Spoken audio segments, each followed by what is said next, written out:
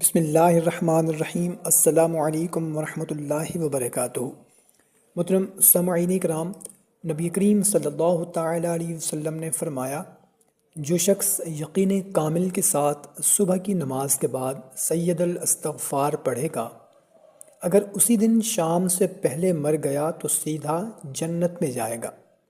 اسی طرح جو شخص یقین کامل کے ساتھ مغرب کی نماز کے بعد سید الاستغفار پڑھے گا، اگر اسی رات صبح سے پہلے پہلے مر گیا تو سیدھا جنت میں جائے گا۔ صحیح بخاری۔ اب سید الاستغفار تقریباً ہمارے بھائی بہنوں کو آتا ہے، میں سنا بھی دیتا ہوں اور ایک دفعہ اسکرین پر بھی دکھا دیتا ہوں۔